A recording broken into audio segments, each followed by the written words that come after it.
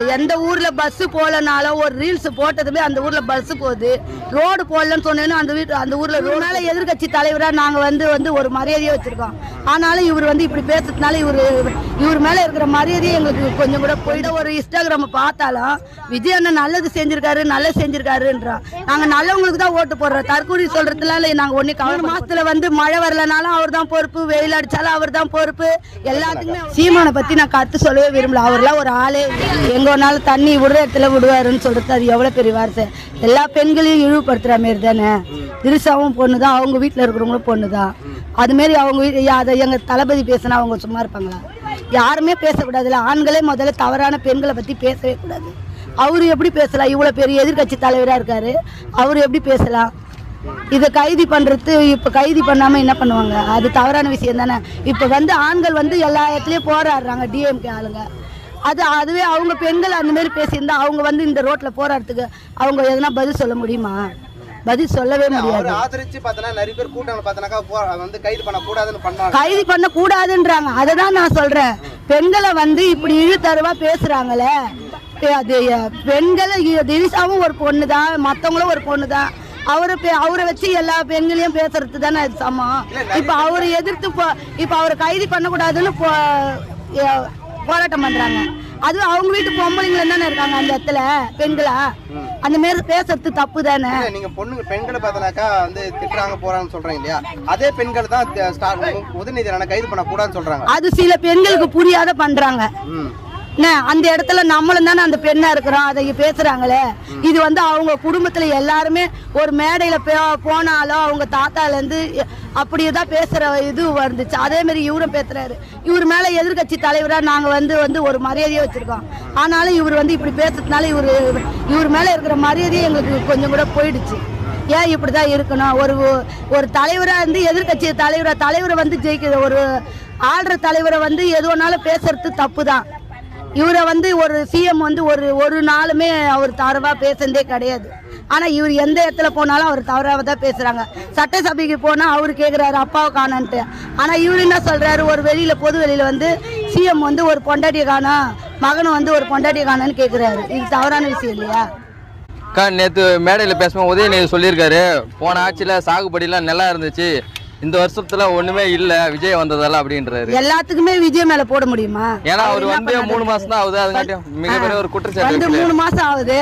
3 மாசத்துல மழை வரலனாலும் அவர் தான் பொறுப்பு, வெயில் அடிச்சாலும் அவர் தான் பொறுப்பு. எல்லாத்துக்குமே அவர் பொறுப்பா? கர்நாடகா போறேன்னு சொன்னதுக்கே அங்கிருந்து மழை நீர் நம்மளுக்கே தானா அந்த காவிரி தாயே நம்மளுக்கு வந்துட்டாங்கன்னு நாங்க எவ்வளவு சந்தோஷமா இருக்கிறோம். இதுல எல்லாத்துக்கும் அவர் தான் பொறுப்புன்னா ஆட்சிக்கு எத்தனை வருஷம் ஆயிடுச்சு? 3 மாசத்து ஆகுதுல அவர் தான் உடனே கொடுத்துருவோம். இது பண்ண முடியுமா? இன்னைக்கு என்ன பண்றாரு முதலமைச்சர்? எல்லா இடத்துலயும் போய் ஷோ பண்றாரு, நாங்க தான் எல்லாத்தையுமே உருவாக்கணும், நாங்க தான் எல்லா பில்டிங்குமே கட்டணும். இன்னைக்கு போயிட்டு அவர் எல்லா இடத்துலயும் நின்று போட்டோ போஸ்ட் கொடுத்துங்க. நீங்க என்ன பண்றீங்க, என்ன பண்ணி வச்சிருக்கீங்க தானே போய் ஆராய்ச்சி பண்ண போயிருக்காரு. நீங்க எல்லாத்துலயுமே நீங்க சொன்னீங்க நாங்க இத்தனை கோடி இன்வெஸ்ட் பண்ணிக்கிறோம், அத்தனை கோடி இன்வெஸ்ட் பண்ணிக்கிறீங்கன்னு சொல்லியிருக்கீங்க. அதெல்லாம் நாங்க போய் என்னன்னு பார்க்கணும்னாவா?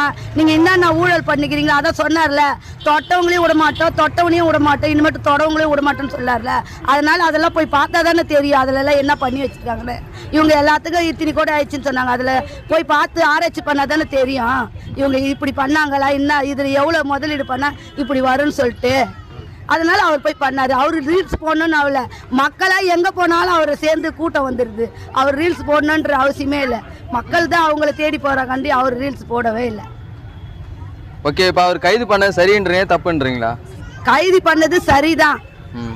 இனிமேட்டு யாருமே அது மாதிரி தப்பா பேச மாட்டாங்கல்ல. எது ஒரு பொது வெளியிலயா சிஎம்ஆ இருக்கட்டும், இல்ல பெண்களையா இருக்கட்டும், இல்ல அந்த கட்சியில இருக்கிறவங்களையே சரி, யாரும் தப்பா பேச மாட்டாங்கல்ல. அப்போ ஒரு பயம் வரல. இப்போ ஒரு வாட்டி ஒருத்தர் சொன்னாரு எலும்பு உடைச்சிருவேன் அப்படின்னு ஒரு தவறான வார்த்தை சிஎம் பத்தி முதலமைச்சரை பத்தி பேசினாரு. அந்த மாதிரி இனிமேட்டு யாரும் பேச மாட்டாங்கல்ல. ஒரு சிஎம்னா எவ்வளவு பெரிய ஆளு, அவங்கள போய் தற்கொலையா பேச முடியுமா? நாங்க ஒரு சாதாரண மனுஷன் அவங்களுக்கு பொது ஒரு சரி ஒன்று விஷயம் தெரியாது, அவங்க தவறான விஷயம் பேசுறாங்கன்னா ஓகே. நீங்க இவ்வளவு பேர் பொறுப்புல இருந்துகிட்டு தவறா பேசக்கூடாது இல்லையா? உங்களை பார்த்து நாங்க ஃபாலோ பண்ணோம். இவங்களுக்கு இவ்வளவு மரியாதை கொடுக்குறாங்க, நாங்களும் உங்களை பார்த்து மரியாதை கொடுக்கணும், நாங்க கத்துக்கணும். அதை விட்டுட்டு நீங்களே அசிங்கமா பேசுனா அப்புறம் எப்படின்னா உங்களை பார்த்து மற்றவங்க தானே கத்துக்குவாங்க. அப்புறம் நீ பேசுறது தான் மற்றவங்களும் பேசுவாங்க. அப்போ தொடர்ந்து இது மாதிரி பேசிட்டே போனா அவருக்கு என்ன மரியாதை இருக்கும்? நிறைய பேர் தற்கூரி கூட்டங்கள் நிறைய பேர் ஓட்டு போட்டாங்கன்றாங்க இல்லையா? அப்போ நீங்க விஜயனுக்கு ஓட்டு போட்டீங்க, உங்களை தற்கூரி சொன்னாக்க உங்களுக்கு எவ்வளவு கோவம் வரும்? நாங்க தற்கூரி இல்லையே, நாங்க ஏன் தற்கூரி? விஜய் அண்ணா சொன்னா தற்கூரி, விஜய் அண்ணனுக்கு நாங்க தற்கூரியா இருக்கிறது தானே ஓட்டு போட்டிருக்கோம். இப்ப நாடு நல்லா இருக்கிறதுக்கு இப்ப ஊர் மக்கள் பொதுஜனம் எவ்வளவு எந்த ஒரு நியூஸோ எந்த ஒரு இன்ஸ்டாகிராம பார்த்தாலும் விஜய் அண்ணன் நல்லது செஞ்சிருக்காரு நல்லது செஞ்சிருக்காருன்றோம். நாங்க நல்லவங்களுக்கு தான் ஓட்டு போடுறோம். தற்கூரி சொல்றதுனால நாங்க ஒன்னும் கவலைப்பட போறது இல்லை. நல்லவங்களுக்கு ஓட்டு போட்டு நாங்க தற்கூரியா இருந்தா இருந்ததை பத்தி அதை பத்தி கவலைப்பட. ஓகே, விஜய் அண்ணன் வந்து 3 மாசம் ஆகுது தமிழ்நாடு முதலமைச்சர் ஆகி. இது வரைக்கும் என்னென்ன நல்ல திட்டங்களை உதவி செஞ்சிருக்காரு? என்ன நல்ல திட்டங்களை இது மட்டும் கொண்டு வந்திருக்காரு. நிறைய திட்டம் எடுத்துட்டு வந்திருக்காரு. குழந்தைங்களுக்கு எந்த ஊர்ல பஸ் போலனாலும் ஒரு ரீல்ஸ் போட்டதுமே அந்த ஊர்ல பஸ் போகுது. ரோடு போடலன்னு சொன்னேன்னு அந்த ஊர்ல ரோடு போட்டிருக்காங்க. இதெல்லாம் பார்க்க சொல்ல ரொம்ப சந்தோஷமா இருக்குது.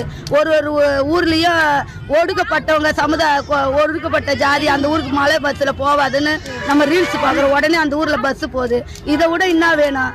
இப்பதான் வந்திருக்காரு. வந்து 2 மாசத்துலயே எவ்வளவு ஜனம் சந்தோஷப்பட்டு இருக்குது. பஸ் போறத வச்சு ஒரு குழந்தைங்க ஸ்கூலுக்கு போக முடியல, அண்ணா மாமா நடக்க முடியல, எங்களுக்கு நீங்க போடணும்னு சொன்ன அந்த ஊர்ல போய் ரோடு போடுறாங்க.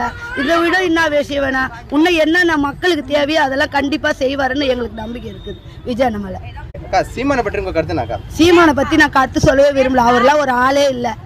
ஏன்னா ஓட்டு போட்ட மக்கள் எல்லாம் பைத்தியம். ஆமா, நாங்கெல்லாம் ஓட்டு போட்டப்ப நாங்க உனக்கு போட்டு இருந்தா அதை விட முட்டாள்தனமா பைத்தியக்காரங்களா இருந்திருப்போம். நாங்க உனக்கு ஓட்டு போடாதனால நாங்க பைத்தியங்களாவே இருந்துட்டு போறோம். அதை பத்தி கிடையாது. சீமான் வந்து ஒரு ஆளே கிடையாது.